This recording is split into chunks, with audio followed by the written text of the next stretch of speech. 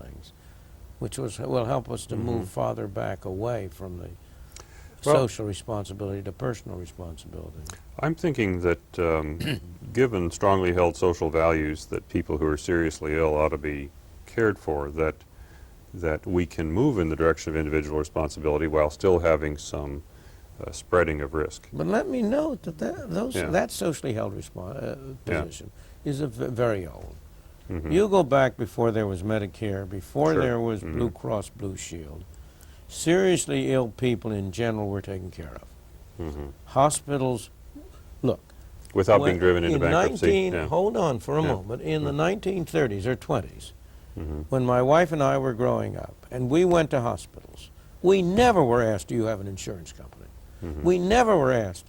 Yeah. We were taken, in an emergency, you were taken into the hospital and treated. And then later they would come around and try to give you a bill and try to find out how it was going to be paid. But today, you go into a hospital, you can't get treatment until you've delivered them 3 insurance cards or some assurance of financial responsibility.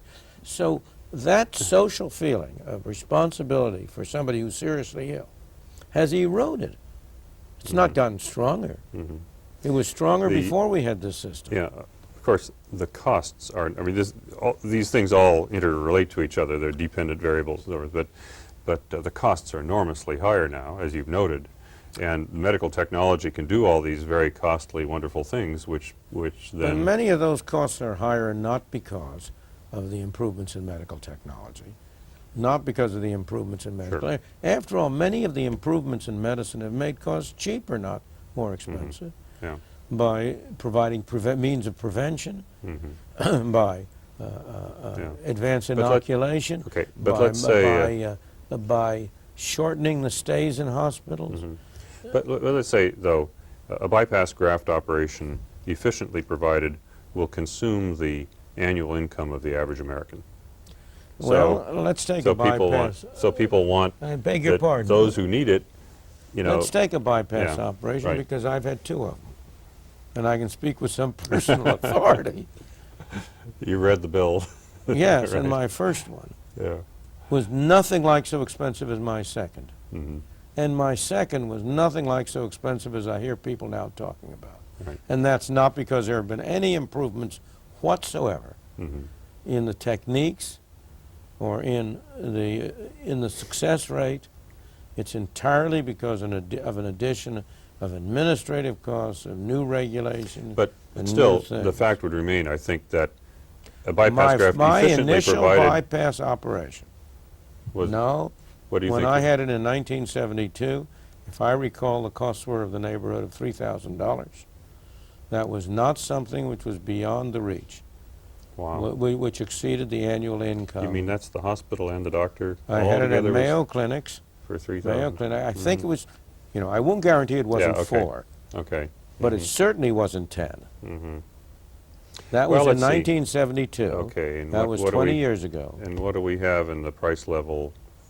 Oh, 4 or from 5 72 fold? down, no, not that much. 4-fold? From 1972 to 92, Yeah. probably at most a doubling or tripling. Because... Make that 6,000 today.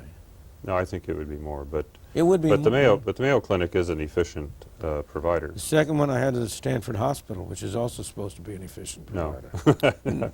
I wish it were, but I don't think anyone would claim that. Maybe. No, they'd say because of the teaching responsibilities and a lot of other things that Maybe. That They're- may well be. striving to become so. But nonetheless, I don't believe that can explain. I just, I think that... if you look at the figures on administrative costs alone, unfortunately, in the study I made, I was hard put to it to get decent figures on administrative costs. You're much more of an expert in this area than I am, and I'm sure you could get them. And I would love to see a breakdown of total costs, medical costs, between administrative costs and actual medical costs. Well, I know that the fraction of total costs going to physicians has been going down, not up. Well, physician gross incomes are about 20% of the grand total of healthcare costs. That's been roughly steady, but of They course... were the netting- 25% before World War II. Oh, okay. I meant, since 1960 or something. It's been fairly... You're a young man, you see. You don't go Right. back as far. Yeah, yeah. Well, it's hard to sort out on this business of administrative costs. Part of it gets back to, one important source of administrative costs are dealing with individuals and small groups in health insurance markets. That's why I'm looking for, But risk. look, tell me what government-run program is I efficient. didn't say government. I didn't Tell say me what I'm just saying- government-run I'm program. saying No, at I'm saying Stanford- something different. Okay. What government-run program is efficient? Well, I'll have to tell you when you're asking me that, recall, Milton, that I spent the 1960s as point man for Robert McNamara trying to bring cost effectiveness to the Defense I Department. know that And, very well. people, when I say that now, they kind of laugh, what a quixotic task. And I say the main thing that I learned then was that the ideal weapon system is built in 435 congressional districts, and it doesn't work. Mm-hmm. And so I certainly came away convinced there were systematic reasons why one cannot expect the Defense Department to be efficient. There are 435 congressmen who don't care whether the weapon works. They just want it built in their district with jobs protected and so And forth. it's not very different in health care. And so ultimately, I think we both agree, Yeah. I think, that the direction we ought to move in is greater individual responsibility. Much greater, right. We ought to move in the direction of more privatization, if I may call Right. it, of health care. Yes. And in particular, we ought to move in the direction of making it possible for individuals rather than their employers. Yeah. Right.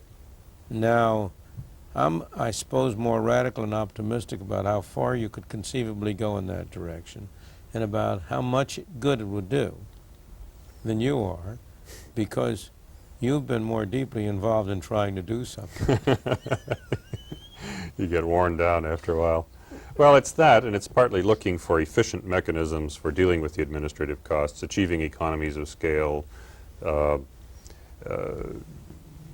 getting the information codified and communicated in such a way that people can understand it and act on it without, having to first become a PhD in medical economics. Now, if to close our up, we move away from the question of what we would like to see happen, we might take just a minute for me to ask you a question. What do you think will in fact happen?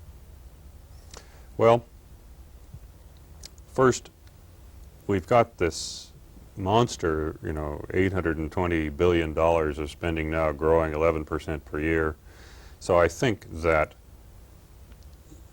something serious is going to have to be done pretty soon, although whenever I say that, I think of my great professor Paul Samuelson, who was asked once, do you think there's going to be a recession next year? And he said, yes, I do, but of course you have to remember that I predicted 11 out of the last 5 recessions. Yes, So I think know. of that modestly, and I think I have predicted 20 out of the last 0 healthcare crises. But I think we'd agree that this has just gotten way too expensive. It's Something has to be done. My So- feeling is that we're on a fast track toward complete socialized medicine. So now I think we are at we're coming to a kind of a fork in the road. One point of view is we ought to make a serious effort to make market mechanisms work, and they include the kind of things you're talking Right. about, informed, responsible individual choice, that people have to understand this costs money. If they want something that costs more than something else, they have to pay for it, and so forth, versus the alternative, which has a strong contingent in Congress, wants to impose federal price controls on doctors and hospitals and drugs and everything else. And I think we would both be pretty horrified by that prospect. But I think the second, the other track, or the second track, includes government assuming complete responsibility for payment of medical care, Right, what's called the Canadian or the British system, yeah. which are, as I see it in the American context, I think is operating badly there. And in Britain in particular, you're getting a growing contingent of private medicine side by side. And in Canada, they have the safety valve of coming to the United States. Right. It's interesting, British Columbia, you talked about bypass operations.